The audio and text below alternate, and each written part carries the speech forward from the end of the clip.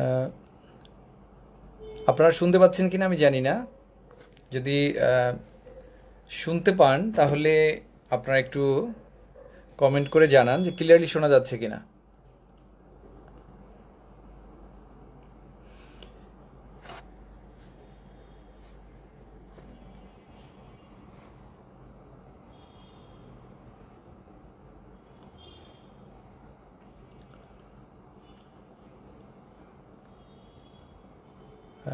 যারা যারা আমার সাথে যুক্ত হয়েছেন সবাইকে অসংখ্য ধন্যবাদ।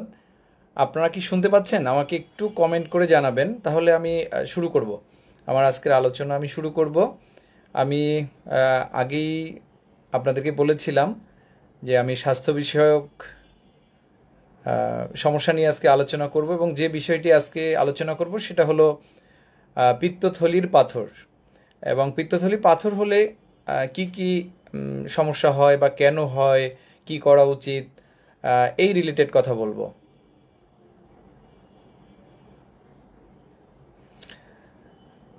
আচ্ছা, আমি আবারও বলছি, হ্যাঁ শোনা যাচ্ছে। আপনারা কি শুনতে পাচ্ছেন?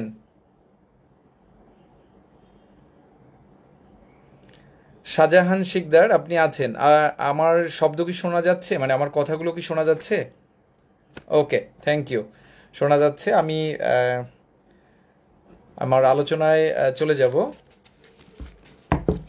তো আমি আগেই বলেছিলাম যে পিত্তথলিতে পাথর হলে কি কি সমস্যা হয়, বা পিত্তথলির অন্য অন্য কী কী সমস্যা হয়, সেই বিষয় নিয়ে আমরা কথা বলবো। তো আপনাদেরকে শুভেচ্ছা জানাচ্ছি, এবং আমার পক্ষ থেকে অভিনন্দন জানাচ্ছি যে আপনারা আলোচনায় যুক্ত হয়েছেন। আমি সবিনয়ে অনুরোধ করছি যে আমি আজকে শুধুমাত্র পিত্তথলির সমস্যা যেগুলো সে নিয়ে আলোচনা করব। আপনারা যদি অন্য অন্য রোগ বিষয়ে আলোচনা করেন তাহলে কিন্তু আমার পক্ষে উত্তর দেওয়াটা সম্ভব হবে না। কারণ একটা আলোচনা থেকে আসলে অন্য আলোচনায় চলে গেলে আপনাদেরই বুঝতে কষ্ট হবে যে আমি কি বলতে চাচ্ছি আজকে। যা হোক, আমরা আজকের আমাদের আলোচনার বিষয় হলো পিত্তথলির পাথর। তো পিত্তথলি কি জিনিসটি যদি আমরা বলি, পিত্তথলি হলো আমরা যদি আমাদের পেট চিন্তা করি, পেটের ডান পাশে উপরের দিকে আমাদের লিভার থাকে, এবং লিভারের ঠিক নিচেই যদি এরকম লিভার থাকে, তার নিচে এরকম পিত্তথলিটি লাগানো থাকে। এবং পিত্তথলির কাজ কি? পিত্তথলির কাজ হলো যে আমাদের লিভার পিত্ত রস তৈরি করে, সেই পিত্ত রস পিত্তথলিতে এসে জমা থাকে। পিত্তথলি সেটা জমা রাখে, এবং আরও কিছু কাজ আছে, যেটা কনসেন্ট্রেশন, মানে এটার ঘনত্ব বৃদ্ধি করা বা অন্যান্য বিষয় আছে। যাই হোক, যখন আমরা চর্বি জাতীয় খাবার খাই বা ফ্যাট জাতীয় খাবার খাই, তখন সেই পিত্ত রস এবং অগ্নাশয়ের রস, এই দুইটি এসে আমাদের খাদ্যনালীতে এটি নিঃসৃত হয়। নিঃসৃত হয়ে আমাদের ফ্যাট বা চর্বি জাতীয় খাদ্যকে হজম করতে সাহায্য করে। এটা হলো আমাদের পিত্তথলির কাজ।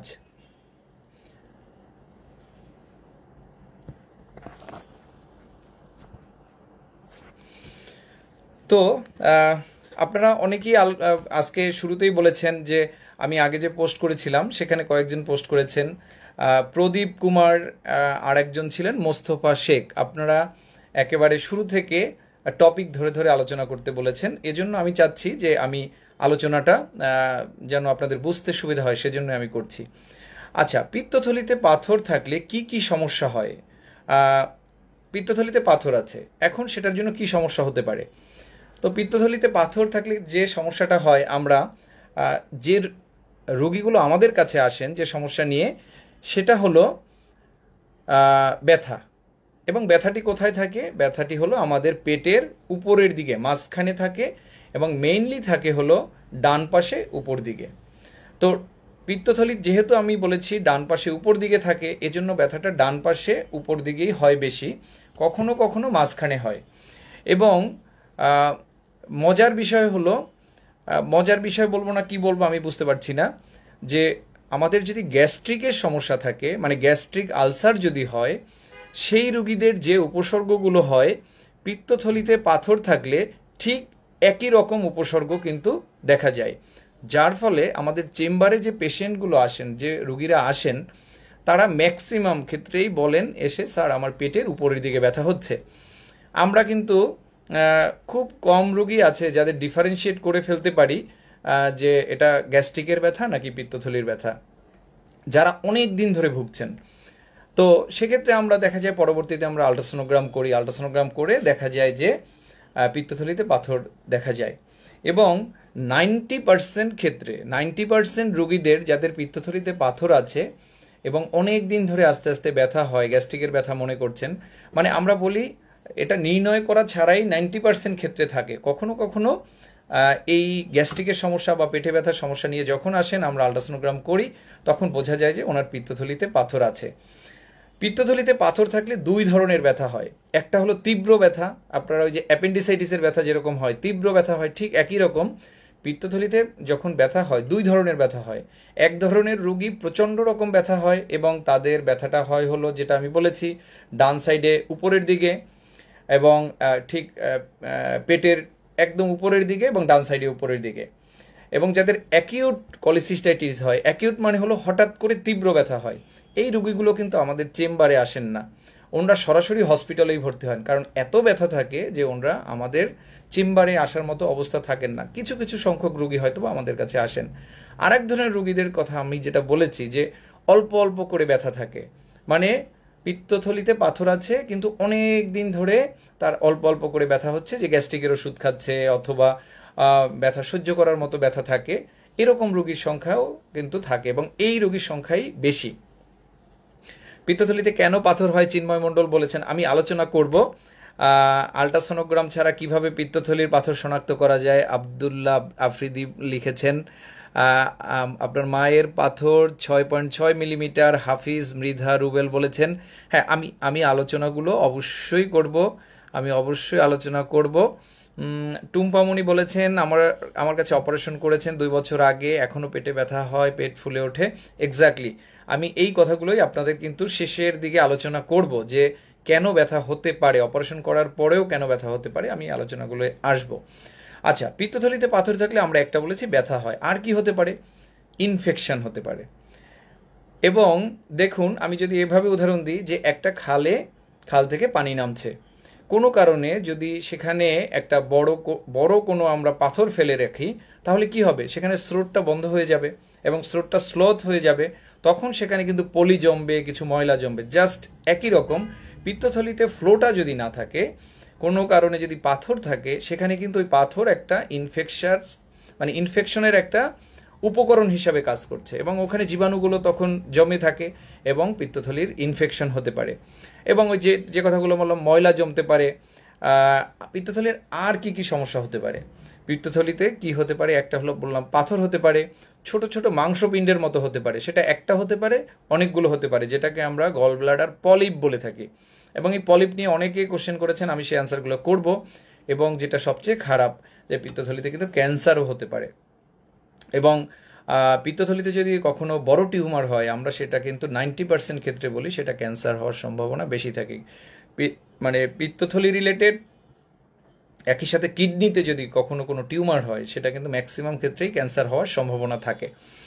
আচ্ছা, পাথর হয়েছে এটা বুঝবো কি করে, আপনারা অনেকেই কোশ্চেন করেছেন যে স্যার যে পিত্তথলিতে পাথর হয়েছে কিন্তু আমরা বুঝবো কি করে।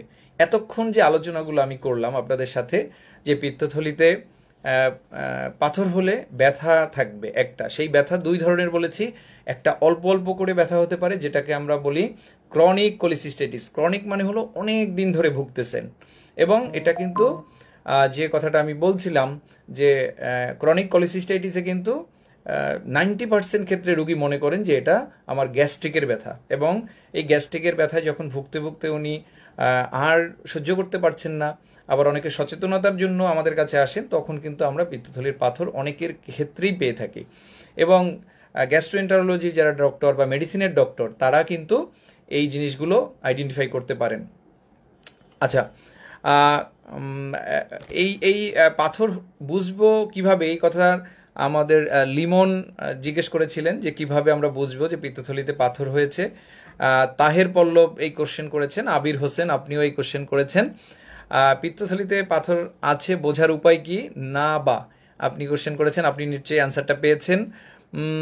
আচ্ছা, মারুফ হোসেন আপনার মায়ের পিত্তথলিতে পাথর হয়েছে 8 মিলিমিটার। আমি অবশ্যই আসবো যে কখন অপারেশন করা প্রয়োজন কখন না, আপনি আমার সঙ্গে থাকুন, আমি অবশ্যই এটা অ্যান্সার করব। আচ্ছা, পিত্তথলিতে কি কি ধরনের পাথর হয়? আমাদের পিত্তথলিতে পাথর হতে পারে কোলেস্টেরল পাথর, কোলেস্টেরলের জন্য কোলেস্টেরল জমে জমে পাথর হতে পারে। এবং আরেক ধরনের পাথর হতে পারে আমরা পিগমেন্ট স্টোন বলি বা রঙিন স্টোন। আমি অনেক সময় অপারেশনের পরে আপনাদের পিত্তথলিতে পাথর দেখাই, সেই পাথরগুলো দেখবেন কোনোটা হলো একদম কালো, কোনোটা হলো একটু ব্রাউন। এই মাঝে লাস্ট আমি একটা পাথর দেখিয়েছিলাম, যদিও ওই পোস্টটা আমি ডিলিট করেছি কারণ ফেসবুক বলেছে এটা দেওয়া যাবে না। সেই পাথরটা ছিল কিছুটা একেবারে ক্রিস্টাল রঙের। তো রঙিন পাথর যেটা আমরা বলি বা পিগমেন্ট স্টোন হতে পারে, এছাড়া দুইটার মিক্সড হতে পারে। এখন মেইন কোশ্চেন আপনারা যেটা আমার কাছে জানতে চেয়েছেন, আচ্ছা সামি ওশান আপনি বলেছেন আপনার ছেলের বয়স 14 বছর, 3 বছর বয়স থেকে পিত্তথলিতে পাথর। খুবই একটা ইম্পর্টেন্ট কোশ্চেন, আমি এটার অ্যান্সার আপনাকে করব, আপনি সাথে থাকুন। আমরা যদি একটু ধীরে ধীরে না আগাই তাহলে আপনাদের একটু বুঝতে কষ্ট হবে। যেমন আমি বললাম যে কি কি পাথর হতে পারে, এখন আমি আপনাদের বলছি যে কি কারণে পাথর হতে পারে। কি কারণে পাথর হতে পারে, একটা হলো আমাদের যে কথাটা আমি বলছিলাম যে পিত্তরস কোনো কারণে যদি স্ট্যাসিস হয়ে যায়, স্ট্যাসিস মানে কি স্লোত হয়ে যায় বা থেমে যায়, যে সেটা অনেক কারণে হতে পারে। সেটা অনেক কারণ কি হতে পারে, যে কোনো কারণে যদি আমাদের শরীরে, ধরেন একটা উদাহরণ দিই, যে প্রেগনেন্সি পিরিয়ডে আমাদের শরীরে, মায়েদের শরীরে যেটা হয় যে ইস্ট্রোজেনের আধিক্য থাকে বা হরমোনের আধিক্য থাকে। এই হরমোনগুলো তখন কি হয়, পিত্তথলি বা পিত্তনালীর সংকোচন প্রসারণটা কমিয়ে দেয়। সংকোচন প্রসারণ যখন কমিয়ে দেয় তাহলে কি হচ্ছে, পিত্তরসের যে চলার যে গতি সেটা কমে যাচ্ছে। তার মানে কি, সেটা আস্তে আস্তে ওখানে কনসেন্ট্রেটেড হয়ে ওখানে জমা হচ্ছে এবং সেডিমেন্ট আকারে জমা হচ্ছে। তো এটা হলো প্রাথমিক ধাপ। আবার কোনো কারণে এরকম হলো যে আমাদের যে বাইল যেটা থাকে মানে পিত্ত রস, সেটার যদি কনসেন্ট্রেশন কোনো কারণে বেড়ে যায় তাহলে সেটার কারণে হতে পারে। কোনো কারণে যদি ইনফেকশন হয়, ইনফেকশনের কারণে এই পিত্ত থলিতে পাথর হতে পারে।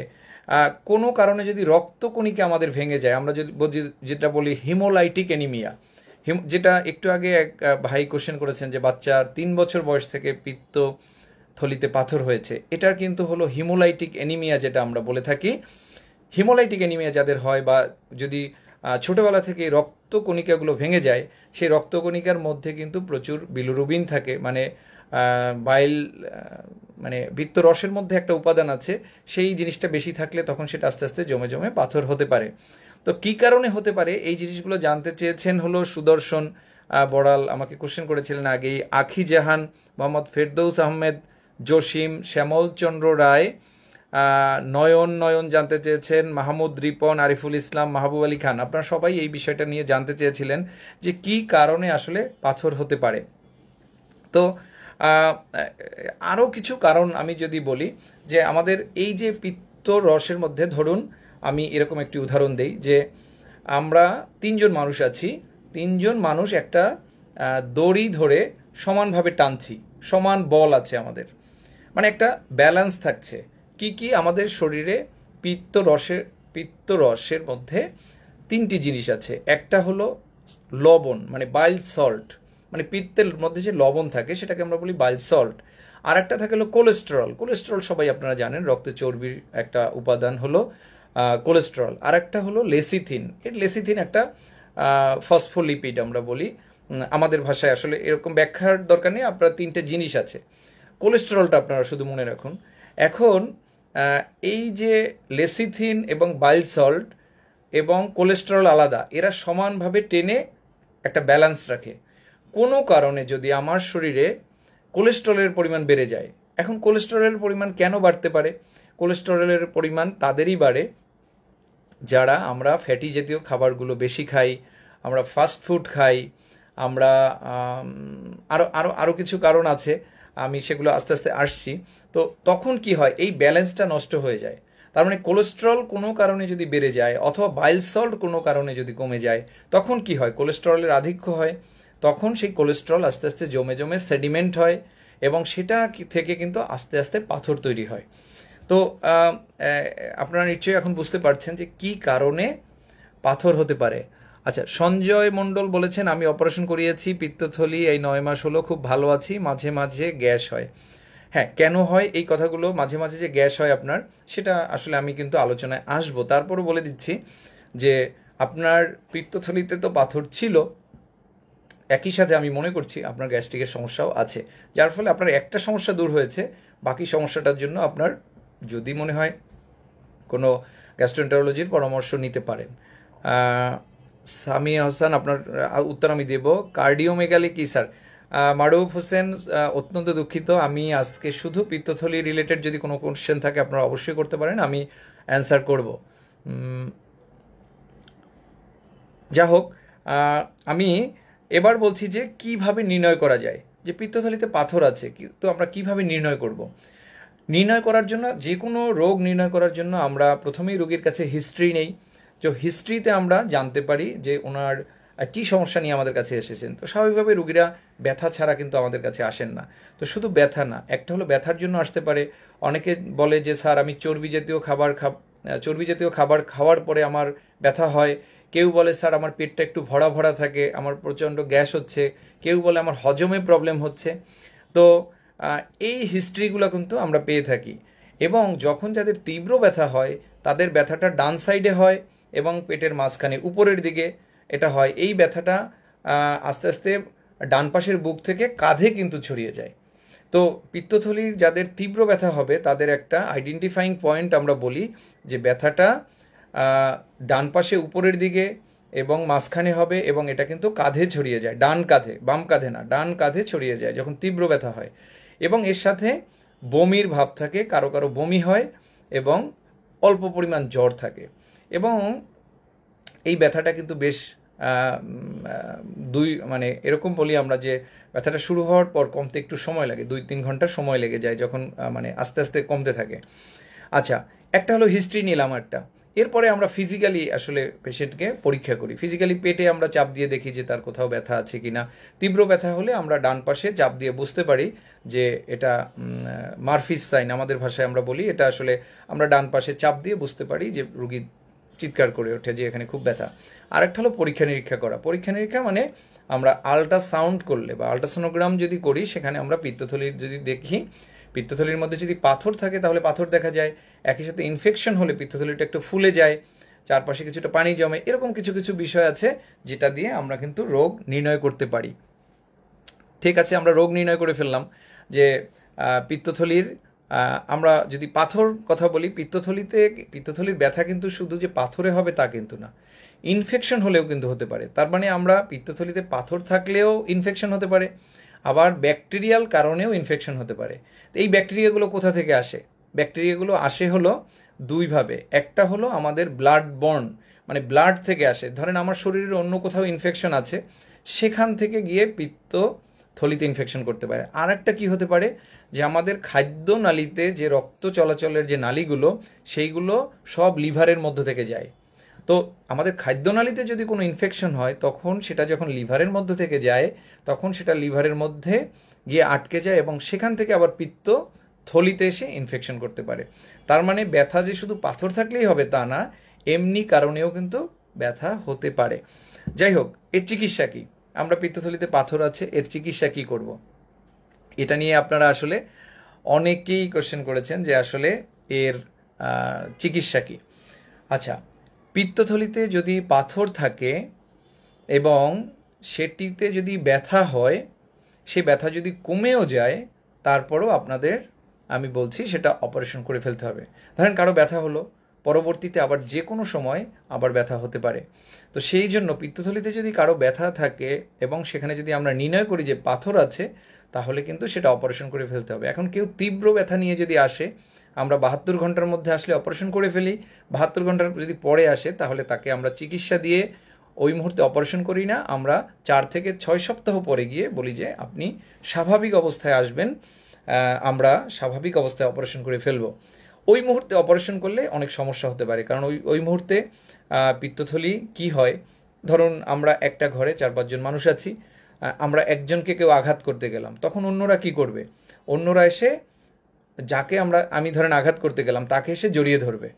তো পিত্তথলিও যখন পেটের মধ্যে ইনফেকশন অবস্থায় থাকে তখন কিন্তু খাদ্যনালী বা আমরা খাদ্যনালীর পর্দা যেটাকে আমরা বলি ওমেন্টাম, ওইগুলো এসে চারপাশে জড়িয়ে রাখে এবং পিত্তথলিও কিন্তু অনেক নরম হয়ে যায়।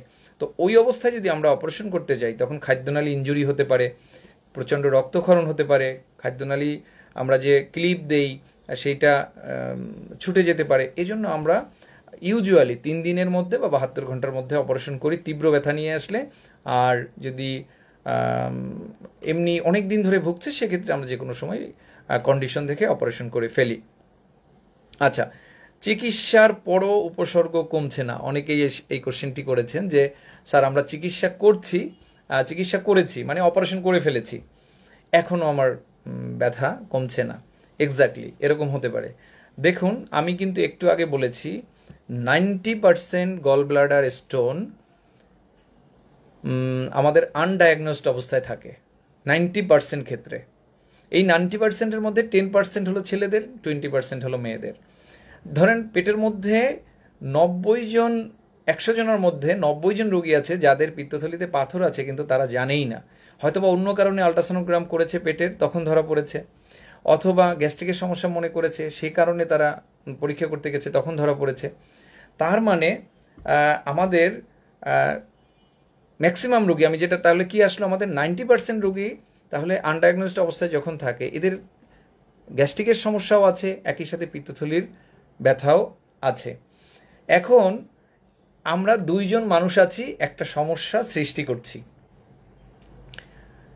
দেখা গেল সেখানে একজন মানুষকে আইডেন্টিফাই করতে পারলো। ধরেন আমি এমন একটা জিনিস আছে যেটা আমি করছি, তাহলে আমাকে আমি সরিয়ে দিই, কারণ ওখানে আমি জানছি যে পিত্তথলিতে ব্যথা হচ্ছে 2টা কারণে, পেটের উপরের দিকে ব্যথা হচ্ছে 2টা কারণে হতে পারে, একটা হলো পিত্তথলির পাথর আর একটা হলো গ্যাস্ট্রিক। যেহেতু আমরা পিত্তথলির পাথর দেখছি তাহলে আমরা এটাকে সরিয়ে দিচ্ছি। বাকি থাকলো গ্যাস্ট্রিকের সমস্যা, এমনও হতে পারে যে ওনার পিত্তথলিতে কোনো ব্যথাই হয় না, এটা গ্যাস্ট্রিকের সমস্যার জন্য হচ্ছে। তার মানে আমরা পিত্তথলি যদি ফেলেও দিই কারো কারো ক্ষেত্রে এই যে হালকা হালকা পেটে ব্যথা, খাওয়ায় হজম হচ্ছে না, পেট ভরে থাকা, এই জিনিসগুলো কিন্তু থাকতে পারে এ কারণেই যে ওখানে কিন্তু তার গ্যাস্ট্রিকের সমস্যাও ছিল।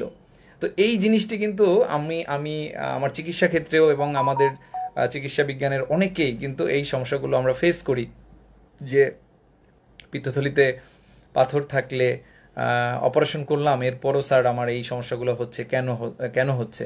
তো কেন হওয়ার তো আসলে কারণ এরকম আছে। আচ্ছা, না হওয়ার জন্য আমরা কি করব? পিত্তথলিতে যেন পাথর না হয় এজন্য আমরা কি করতে পারি? পিত্তথলিতে পাথর না হওয়ার জন্য আমাদের এই কোশ্চেনটা জানতে চেয়েছেন হলো অপু কর্মকার, আপনি লিখেছেন পিত্তথলিতে যেন পাথর না হয় সেজন্য আমরা কি করতে পারি। আসলে পিত্তথলিতে পাথর না হওয়ার জন্য আমাদের সতর্কতা বা জীবনযাত্রার মান আমাদের পরিবর্তন করতে হবে।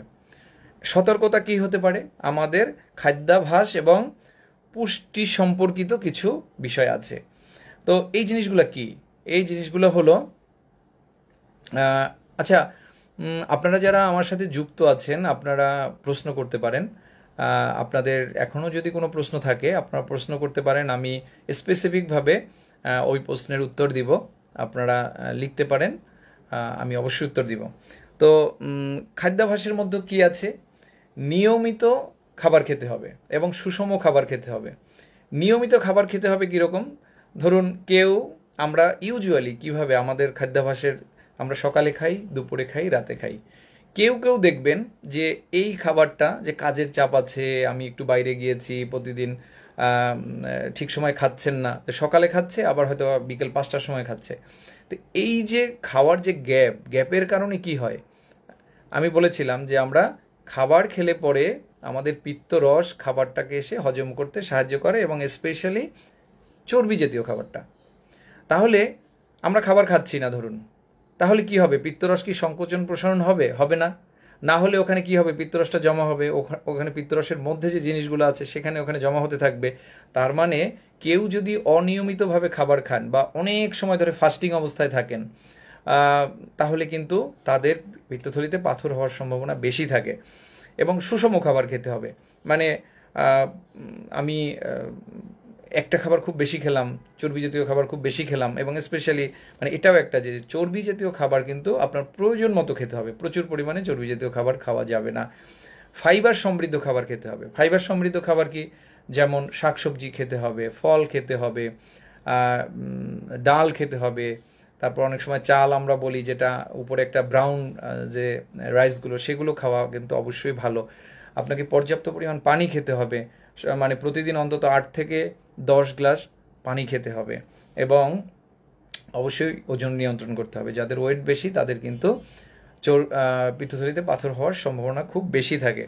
আর জীবনযাত্রার পরিবর্তন, যেরকম একটু নিয়মিত ব্যায়াম করা উচিত, ধূমপান পরিহার করা উচিত, অ্যালকোহল, মানে আমাদের দেশে যেহেতু অ্যালকোহলের পরিমাণটা কম, কিন্তু ওয়েস্টার্ন কান্ট্রিতে বা পাশ্চাত্য দেশগুলোতে অ্যালকোহল যারা খায় তাদের কিন্তু কোলেস্টেরলের পরিমাণটা বেশি থাকে, এবং তাদের পিত্তথলিতে পাথর হওয়ারও সম্ভাবনা বেশি থাকে। এবং আরেকটা জিনিস আমি শুরুতেই বলেছিলাম যে গর্ভ নিরোধক যে পিলগুলো আছে, যে আমরা যে কন্ট্রাসেপটিভ পিলগুলো খাই, এই পিলগুলোর মধ্যে কিন্তু প্রচুর পরিমাণে ইস্ট্রোজেন আছে, এবং এই ইস্ট্রোজেন যেটা করে যে পিত্তথলির পাথর বাড়াতে, মানে তৈরি করতে, এটা কিন্তু একটা সহায়ক হিসাবে কাজ করে। এই জন্য যারা গর্ভ নিরোধক পিল খান তাদের কিন্তু সতর্ক অবশ্যই থাকা উচিত। আচ্ছা, কাদের আসলে বেশি হয়? আমরা বলি যে 4F দিয়ে আমরা বলি, একটা হলো এইজ অফ 40 ইয়ার্সের পরে এটা বেশি হয়, মানে 40 বছরের পরে এটা বেশি হয়। তারপরে হলো ফিমেলদের, এটা ছেলেদের তুলনায় মেয়েদের বেশি হয়। তারপরে হলো ফেয়ার মানে হলো যারা ফর্সা, তাদের ক্ষেত্রে এগুলো বেশি হয়। আর একটা হলো ফার্টাইল মানে হলো যে বয়সে মায়েরা বাচ্চা গর্ভধারণ করেন, মানে ফার্টাইল। তার মানে একটা বলেছি আমি 40 ইয়ার্স 40 বছর, আর একটা হলো ফেয়ার যারা ফর্সা, তারপরে হলো ফিমেল মানে যা মায়েদের এবং মেয়েদের, আর একটা হচ্ছে ফার্টাইল যারা গর্ভধারণ করেন, এই বয়সটাই কিন্তু বেশি হয়। আচ্ছা, আর কারো কোনো সমস্যা না থাকলেও কি করা উচিত, এরকম একটা কোশ্চেন এসছে। বা পিত্তথলিতে পাথর আছে, ছোট ছোট সাইজের আছে অথবা বড় আছে, সেক্ষেত্রে আসলে আমরা কি করব যে কারো কোনো সমস্যা হচ্ছে না। আচ্ছা, পিত্তথলিতে যদি বড় পাথর থাকে, ধরুন একটি পাথর আছে, তো পিত্তথলির যে নালীটা আছে সেটা হলো 3 মিলিমিটার, এটার হলো ভিতরের যে লুমেনটা, যেখান থেকে রসটা বের হয়। এখন কারো যদি একটা বড় পাথর থাকে, তার কিন্তু ওই রাস্তা থেকে বের হওয়া সম্ভব না। তখন কি হয়, এই পিত্তথলির মধ্যে পাথরটা পিত্তথলির মুখে গিয়ে আটকে যায়। আটকে গেলে পর হঠাৎ করে প্রচণ্ড ব্যথা হতে পারে, কিন্তু তাদের কিন্তু নালীতে যাওয়ার সম্ভাবনা থাকে না। আর যাদের ছোট ছোট পাথর থাকে, এই যে অনেকেই কোশ্চেন করেছেন 6 মিলিমিটার 8 মিলিমিটার, এই ছোট সাইজের পাথরগুলো, এগুলো অনেক সময় কি হয়, এই নালী থেকে বের হয়ে গিয়ে এরা কিন্তু পিত্ত নালীতে চলে যেতে পারে, এবং পিত্ত নালীর মধ্যে যদি আটকে যায়, তখন এদের জন্ডিস ডেভেলপ করে, এবং সেই জন্ডিসের কারণে ব্যথা হয়, ইনফেকশন হয়। আবার সেটা কি অগ্নাশয়ের মুখ আটকে দিতে পারে, এবং সেটার জন্য প্রচণ্ড ব্যথা হয়, এবং এই প্যানক্রিয়াটাইটিস আমরা বলি। অগ্নাশয়ের মুখ যখন আটকে যায়, এবং ছোট ছোট পাথর বা যাদের পিত্তথলির মধ্যে ময়লা থাকে, তাদের ক্ষেত্রে যেটা হয়, প্যানক্রিয়াটাইটিস ডেভেলপ করে, এবং it's a very dangerous condition. আমরা যারা ডক্টর তারা কিন্তু আসলে প্যানক্রিয়াটাইটিস হলে খুবই খুবই ভয় পেয়ে থাকি। এজন্য কারো বড় পাথর আছে অথবা কারো ছোট ছোট পাথর আছে, তাহলে কি করা উচিত আপনারা নিশ্চয়ই বুঝতে পারছেন যে পিত্তথলিতে পাথর হলে যে কমপ্লিকেশনগুলো হয়। আমরা শুধু সমস্যার কথাগুলোই বলি, অনেকে হয়তো পজিটিভ কথাও বলবেন, আমরাও পজিটিভ কথা বলি, যে সবসময় যে সবার সমস্যা হবে তা না, কিন্তু যার হবে তার ক্ষেত্রে কিন্তু 100%। যাই হোক, বাচ্চাদের নিয়ে একটি আমরা কথা, মানে আপনারা অনেকেই কোশ্চেন করেছেন, আমি আমার যে পোস্ট করেছি সেখানেও লিখেছেন যে স্যার আমার বাচ্চার অনেক ছোট, তার পাথর হয়েছে। বাচ্চাদের ক্ষেত্রে যেটা হয়, আমি একটা কথা বলেছি, পিত্তথলির পাথর কেন হতে পারে। পিত্তথলির পাথর হওয়ার একটা কারণ হলো, আমি বলেছি রক্তকণিকাগুলো যদি ভেঙে যায় এবং লোহিত রক্তকণিকা যদি ভেঙে যায়, আরবিসি আমরা বলি, রেড ব্লাড সেল, সেটা যদি ভেঙে যায় তখন কিন্তু সেখান থেকে প্রচুর বিলিরুবিন তৈরি হয়। এই বিলিরুবিনগুলো জমে জমে জমে জমে তখন পাথর তৈরি করে। তো বাচ্চাদের একটা রোগ আছে হিমোলাইটিক অ্যানিমিয়া। হিমোলাইটিক মানে হলো সেলগুলো ভেঙে যায়, এবং ছোট বাচ্চাদের এটা কিন্তু একদম আর্লি, মানে একদম প্রথম বয়স থেকেই শুরু হয়, যার ফলে আমরা 1 বছর বয়স, 2 বছর, 3 বছর বয়সেও অনেক বাচ্চাদের পাই যাদের এরকম পিত্তথলিতে পাথর নিয়ে আসে, বাবা মারা নিয়ে আসেন। তো এদের ক্ষেত্রে কিন্তু আমরা তখন তাদের ওই রোগটা নিয়ে যে পরীক্ষা নিরীক্ষা আছে সেগুলো আমরা আগে দেখি যে তার হিমোলাইটিক অ্যানিমিয়া আছে কিনা। হিমোলাইটিক অ্যানিমিয়া যদি থাকে, তার কিন্তু পিত্তথলিতেই যে পাথর হবে তা না, পিত্তথলি আমরা অপারেশন করে ফেলে দিলাম, কিন্তু তার কিন্তু পিত্তনালীতেও পাথর হতে পারে পরবর্তীতে, এবং এটাই কিন্তু মেইন কারণ হিসাবে বলা হয়। অন্যান্য কারণ আছে কিন্তু সেগুলো খুব রেয়ার, কিন্তু এইটা হলো মেইন কারণ। আচ্ছা, পিত্তথলিতে ময়লা জমা, পিত্তথলিতে ময়লা জমে বা স্লাজ, এটা কিডস লার্নিং অ্যান্ড ড্রয়িং একটা অর্গানাইজেশন থেকে আপনারা জানতে চেয়েছেন যে পিত্তথলিতে যে ময়লা জমে, আমরা বলি স্লাজ। স্লাজ মানে কি, পিত্তথলিতে কাদামাটির মতো কিছু জমে থাকে অনেক সময়, দেখবেন আল্ট্রাসোনোগ্রাম করলে, এবং যেটা প্রেগনেন্সি পিরিয়ডে ম্যাক্সিমাম ক্ষেত্রেই যেটা হয় যে পিত্তথলিতে প্রথম স্লাজ জমে, এবং অন্যান্য ক্ষেত্রেও পাওয়া যায় যে স্লাজ জমেছে। স্লাজ মানে হলো ময়লার মতো একটু কাদামাটির মতো এরকম একদম জমে জমে থাকে। তো স্লাজ হলে যেটা হয়, স্লাজ হলে আমরা অপারেশনের কথা কিন্তু একদম শুরুতেই কখনোই বলি না। কেন বলি না? এই স্লাজটা অনেক সময় পিত্তনালী থেকে বের হয়ে চলে যায়, এবং আমরা কিছু ঔষধ দিই যাতে স্লাজটা না জমতে পারে এবং এটা যেন কেটে যায়।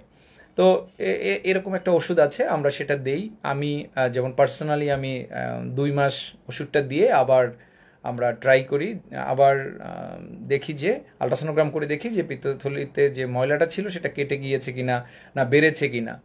যদি কারো বাড়তে থাকে তাহলে সেক্ষেত্রে আমরা অপারেশনের কথা বলি, কিন্তু ম্যাক্সিমাম ক্ষেত্রেই দেখা যায় এটা চলে যায়। কিন্তু এটার ক্ষেত্রে একটা ভয় আছে, স্লাজ গিয়ে কিন্তু অনেক সময় প্যানক্রিয়াটাইটিস করতে পারে, যেটা একটু আগে আমি বলেছি, ছোট ছোট পাথর যেমন করতে পারে, স্লাজ দিয়েও কিন্তু করতে পারে। যাদের স্লাজ দিয়ে প্যানক্রিয়াটাইটিস ডেভেলপ করে তাদের ক্ষেত্রে অবশ্যই স্লাজ থাকলেও অপারেশন করতে হবে, কিন্তু 98% ক্ষেত্রে স্লাজ থাকলে আমরা ডক্টররা কখনোই শুরুতে অপারেশনের কথা বলি না। আচ্ছা, পিত্তথলিতে পলিপ আছে। পলিপ কি, যেটা আমি বলেছিলাম শুরুতে, পিত্তথলির গায়ে যদি ছোট ছোট মাংসপিণ্ডের মতো হয়, সেটা একটা হতে পারে, একের অধিক হতে পারে। তো পলিপ হলেই কি আমরা অপারেশন করব? না, একদমই না। পলিপ হলে আমরা কখনোই অপারেশন করব এরকম না। পলিপ যদি একটা থাকে, আবারও বলছি, পলিপ যদি একটা থাকে এবং সেটা যদি 10 মিলিমিটার বা 10 মিলিমিটারের চেয়ে বড় হয়, তখনই আমরা অপারেশন করব। কিন্তু যদি এর চেয়ে ছোট থাকে তাহলে কিন্তু আমরা অপারেশন করব না। তার মানে কি, যদি একটা থাকে এবং 10 বা 10 মিলিমিটারের চেয়ে বড় থাকে, তাহলে আমরা যে সময় আইডেন্টিফাই করব ওই সময় তাকে অপারেশনের কথা বলবো। কারণ বলা হয়েছে যে এটা 10 মিলিমিটার বা 1 সেন্টিমিটারের চেয়ে যদি বড় হয় তখন এটা ক্যান্সার হওয়ার সম্ভাবনা বেশি থাকে। কিন্তু যদি এর চেয়ে ছোট থাকে তাহলে আমরা কি করি, এটা অবজারভেশনে রাখি। যে ধরেন কারো 3 মিলিমিটার আছে, কারো 6 মিলিমিটার আছে, কারো 5 মিলিমিটার আছে, তাদেরকে আমরা 2 মাস 3 মাস পর পর আল্ট্রাসোনোগ্রাম করে দেখি যে এটা বড় হচ্ছে কিনা। অথবা অনেক সময় এটা চলেও যায়, ধরেন ইনফেকশন হয়েছে বা ভিতরে একটু কোলেস্টেরল জমে এরকম একটা পলিপের মতো হতে পারে। তো সেক্ষেত্রে অনেক ক্ষেত্রে কিন্তু এটা থাকে না। কিন্তু যদি এটা বড় হতে থাকে এবং এটা 10 মিলিমিটারের চেয়ে বড় হয় তাহলে আমরা অপারেশন করতে বলি। কিন্তু যদি এরকম হয় যে অনেকগুলো আছে, অনেকগুলো থাকলে সেটা সাইজ যেরকমই হোক না কেন তখন কিন্তু আমরা অপারেশনের কথা বলেই থাকি। এবং আরও কিছু কন্ডিশন আছে যে কোলেস্টেরল জমে, যে ভিতরে যে পর্দাটা আছে সেই পর্দার নিচে যদি কোলেস্টেরলের মতো জমে থাকে সে তখন আমরা বলি, অনেক সময় আমরা বলি পর্সিলিন গলব্লাডার, সেটার ক্ষেত্রে আমরা অপারেশনের কথা বলি। যাই হোক, সেটা আসলে আল্ট্রাসাউন্ড না বললে আমরা বলি না। কত সাইজের হলে অপারেশন করব আমরা, এটা একজনে কোশ্চেন করেছেন। কত সাইজের হলে, আসলে সাইজ কোনো ম্যাটার করে না। যাদের ব্যথা আছে এবং পিত্তথলিতে পাথর আছে, যদি কারো তীব্র ব্যথা হয়ে থাকে তখন আমরা অবশ্যই অপারেশনের কথা বলবো, তখন সাইজটা কোনো ম্যাটার করবে না। আবারও বলছি, পিত্তথলিতে পাথর আছে এবং কারো যদি ব্যথা থাকে এবং ব্যথা ছিল পরে আমাদের কাছে এসেছেন, তার ক্ষেত্রে অবশ্যই আমরা অপারেশনের কথা বলবো। কিন্তু যদি এরকম হয় যে বালু বালু আছে, একদম বালু বালু, অথবা কাদামাটির মতো আছে, যেটা পিত্তথলির মধ্যে থেকে পিত্তনালী দিয়ে বের হয়ে যাওয়ার সম্ভাবনা আছে, সেক্ষেত্রে কিন্তু আমরা অনেক সময় ওয়েট করি। এটা আসলে সার্জন টু সার্জন ভ্যারি করবে, কিন্তু আমি পার্সোনালি এটা ওয়েট করি, কিছুদিন ওষুধ দিয়ে দিই, পরে আমি আবার হয়তোবা 2 মাস বা 1 মাস পরে আবার তাকে আমি ফলো আপে আসতে বলি যে আপনি আল্ট্রাসোনোগ্রাম করে আরেকটা আল্ট্রাসোনোগ্রাম করে আমার কাছে আসবেন। যা হোক, অনেকেই কিন্তু দেখা যায় যে বালুকণার মতো যদি থাকে অথবা কাদামাটি, যেটা স্লাজ বলেছি, সেক্ষেত্রে কিন্তু অনেক রোগীরই অপারেশন লাগে না, এগুলো চলে যায়। আচ্ছা, পিত্তথলি অপারেশন করার জন্য আমরা কিভাবে অপারেশন করি? পিত্তথলি অপারেশন করার জন্য আমরা পিত্তথলি অপারেশন করি 2 ভাবে। আগে আমরা কিভাবে করতাম? পেট কেটে করতাম, ঠিক পেটের উপরের দিকে আমরা কাটতাম অথবা মাঝখানে কাটতাম, কেটে আমরা অপারেশন করতাম। এখন কিন্তু আমরা এইটা কখনোই সাপোর্ট করি না, আমরা এখন ল্যাপারোস্কোপিক্যালি করি, মানে যেটা আমরা কম্পিউটারে অপারেশন বলেন বা ছিদ্র করে অপারেশন আমরা বলি, সেটাই আমরা করে থাকি। এবং এটা কিন্তু গোল্ড স্ট্যান্ডার্ড। গোল্ড স্ট্যান্ডার্ড বলতে বোঝাচ্ছি আমি যে সমস্ত বিশ্বে এটা গ্রহণযোগ্য যে পিত্তথলির অপারেশন ল্যাপারোস্কোপিক্যালি করাটা প্রথম আমাদের উদ্দেশ্য থাকা উচিত। আমরা কেটে কখনোই করতে চাই না। এবং আমরা অপারেশন করি, আজকে অপারেশন যদি করি কালকে অনেক রোগী চলে যায় বা একদিন থেকে অনেক রোগী চলে যায়। অনেকে আপনারা কত টাকা লাগবে জিজ্ঞেস করছেন, আসলে এটা এভাবে বলা, কোশ্চেন করাও আপনাদের উচিত না, আর আমরা অ্যান্সারও করা ঠিক নেই। কারণ কি, এটা নির্ভর করে যে অনেক সময় ধরেন একটা রোগীর অনেকগুলো সমস্যা আছে, তার ক্ষেত্রে আমরা যে খরচ নেই, আবার একটা রোগী খুব সিম্পল একটা বিষয় আছে, তার ক্ষেত্রে আমরা খরচ যে একরকম নিব তা না। আবার কেউ এক হসপিটালে করতে চান, কেউ আর এক হসপিটালে করতে চান, তাদের ক্ষেত্রে একই রকম আসে। আবার আমরা অনেক সময় বলি যে আপনারা গভর্নমেন্ট হসপিটালে করেন, বা আমরা যখন গভর্নমেন্ট হসপিটালে চাকরি করি তখন আমরা তাদের সেখানেই করে দিই। সো আসলে এটা আসলে এই কোশ্চেনটার অ্যান্সারটা দেওয়াটা আমাদের জন্য একটু মানে বলাটা ওভাবে সম্ভব হয় না, আর এটা আসলে সামাজিক যোগাযোগ মাধ্যমে বলা ঠিকও না, আমি যেটা মনে করি। এখন আপনারা অনেকেই কোশ্চেন করেন যে আচ্ছা, পিত্তথলি অপারেশন করলে কি পিত্তথলি আমরা পুরোটাই ফেলে দিব? আবার পিত্তথলি যদি আমরা ফেলে দিই তাহলে আমাদের শারীরিক পরবর্তীতে কি কোনো সমস্যা হবে? এই কোশ্চেনটা কিন্তু আসলে খুবই একটা গুরুত্বপূর্ণ কোশ্চেন। একসময় এরকম দেখা গিয়েছে যে পিত্তথলির মধ্যে পাথর আছে, শুধু পিত্তথলির পাথরটা ফেলে দিয়ে আবার পিত্তথলিটা ওখানে সেলাই দিয়ে রেখে দিয়ে আসতো। তখন দেখা গেল এর মধ্যে আবার পাথর জমছে, এবং সেই সংখ্যাটাই কিন্তু অনেক বেশি। এটা কিন্তু অনেক দিন ধরে রিসার্চ করা হচ্ছে। রিসার্চ করতে করতে বলা হয়েছে যে পিত্তথলি পুরোটাই ফেলে দিতে হবে। পিত্তথলি পুরোটা যদি আমরা না ফেলি, এই পিত্তথলির মধ্যে আবার পাথর হওয়ার সম্ভাবনা থাকবে। তাই আমরা যখন অপারেশন করি তখন কিন্তু আমরা পিত্তথলি পুরোটাই ফেলে দিই। নেক্সট কোশ্চেন যেটা আসে, স্যার পিত্তথলি আমরা ফেলে দিলাম, তাহলে আমাদের শারীরিক কোনো অসুবিধা হবে না? আমি আপনাদের শুরুতেই বলেছিলাম যে পিত্তথলির কাজ কি? পিত্তথলির কাজ হলো পিত্ত রসটাকে জমা রাখা। এখন আমি যদি এভাবে একটু উদাহরণ দিই যে আপনার ব্যাংকে প্রচুর টাকা আছে, ব্যাংকটাকে মনে করেন একটা পিত্তথলি, পিত্তথলির মধ্যে ব্যাংকে টাকা আছে, টাকাটা মানে হলো পিত্তরস। তার মানে পিত্তথলির মধ্যে পিত্তরসটা আছে, ঠিক এইটাই উদাহরণ দিচ্ছি যে ব্যাংকে আমার প্রচুর টাকা আছে। এখন আমি বাজারে গেলাম, বাজারে গিয়ে আমি যা কিছু তাই কিনতে পারছি, কারণ আমার ব্যাংকে টাকা আছে, ব্যাংক থেকে তুলে তুলে আমি যা কিছু তাই কিনতে পারছি, কারণ আমার প্রচুর টাকা আছে। পিত্তথলির মধ্যে পিত্ত রস আছে, আমি প্রচুর পরিমাণে ফ্যাট জাতীয় খাবার খেতে পারছি, খেলে আমার হজমে কোনো প্রবলেম হচ্ছে না। আমি অনেকগুলো বিরিয়ানি খেলাম, আমি অনেকগুলো পোলাও খেলাম, আমি অনেক মাংস খেলাম, আমি 2-3 গ্লাস দুধ খেলাম, আমার কিন্তু হজমে কোনো প্রবলেম হচ্ছে না। কারণ কি? পিত্তথলি আছে, পিত্তথলির মধ্যে আমার রস আছে। এখন আমরা পিত্তথলিটা অপারেশন করে ফেলে দিলাম, মানে আমার ব্যাংকে টাকা নাই, ব্যাংক আমার শূন্য। এখন কি সমস্যা হবে? আপনি কি বাজারে গিয়ে বা আমি বাজারে গিয়ে প্রচুর কিনতে পারবো? নিশ্চয়ই না।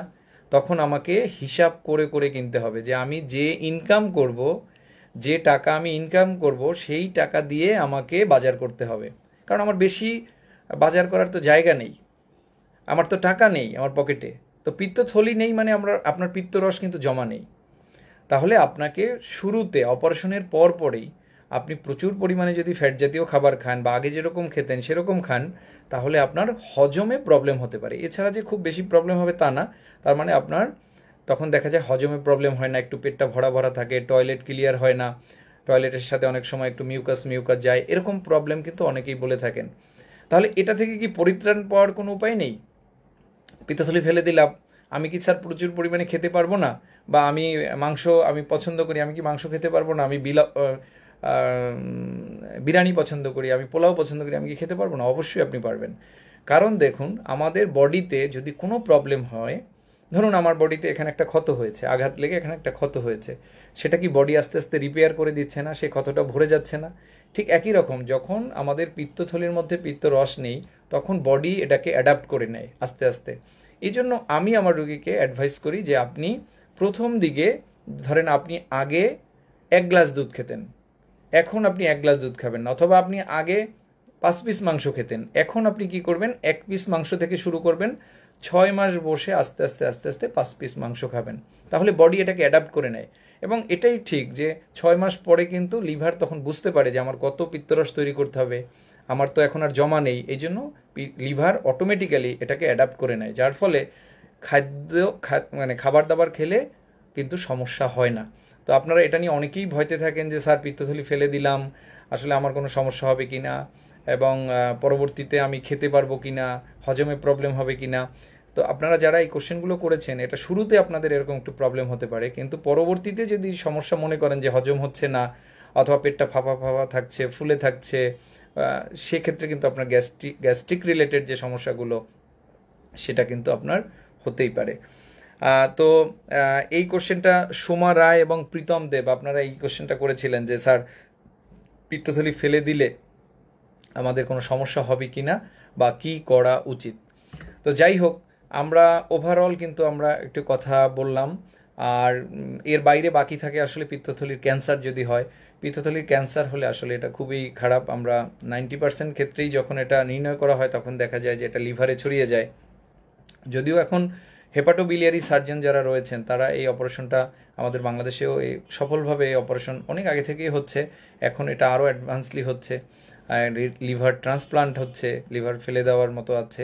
যদিও ক্যান্সার হলে এটার অনেক বিষয় থাকে, আমি এই বিষয়টা নিয়ে কথা বলছি না।